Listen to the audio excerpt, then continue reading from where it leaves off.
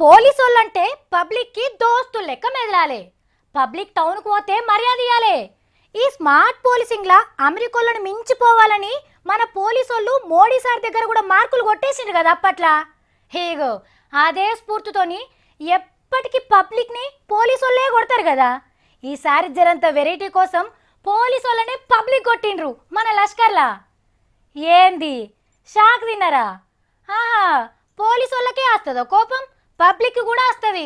వస్తే విశ్వరూపం ఇట్లుంటది. అబ్బా, ఎంత చెత్త అయిపోయింది. కంప్యూటర్లు, కాగితాలు, కుర్చీలు, బల్లలు అన్నిటి పొట్టిరగొచ్చిండ్రు. మొత్తం కాలవెచ్చిండ్రు కదా. అద్దాలు వలగొచ్చి అగో ఫ్యాన్లను కూడా ఉంచిడిచిపెట్టిండ్రు. అంటే ఎంత కోపం మీద ఎంతమంది దాడి చేసిండ్రో కదా. ఇదంతా చూస్తుంటే ఈ ఇల్లు ఏ పార్టీ ఆఫీసో ఏ కంపెనీ ఆఫీసో అనుకుంటున్నారు కదా. మరి ఇదంతా అవుతుంటే పోలీసు వాళ్ళు ఏం చేసిండ్రు అని అనుకోకుండ్రి. ఎందుకంటే ఇదంతా పోలీస్ స్టేషన్లోనే అయ్యింది. హైదరాబాద్ మారడిపల్లి పోలీస్ స్టేషన్ ఇది. పిల్లినైనా అర్రలేసి కొడితే పూలి అవుతుంది అంటారు పెద్ద మనుషులు.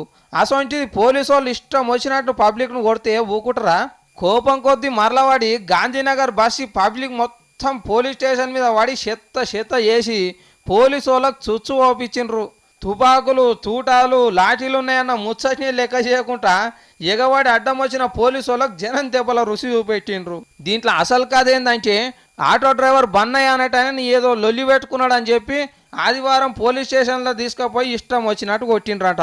ఇక మనిషి తెల్లారేటలకల్లా విడిచిండు. ఇక చూడుండ్రి కథ ఎట్లా చేసిండ్రో. పోలీసు వాళ్ళందరూ బోనాల కాడికి సెక్యూరిటీకి పోయిర్రంట. ఇద్దరు ఎస్ఐలు, ఇద్దరు హోమ్ గార్డులే ఉంటే పోలీసు వాళ్ళని చూడకుండా ఇయ్యర్ మయ్యర్ అంటుకొని దావకాన్లకు పోయేటట్టు చేసిండ్రు. నా కొడుకుని ఎందుకు కొట్టిర్రు? నా కొడుకు ఎవరన్నా చంపిండా? ఎవరన్నా లేపుకోపోయిండా? ఎవరినైనా దొంగతనం చేసిండా? నా కొడుకు కొట్టే కారణం ఏంది? పోలీసు వాళ్ళు.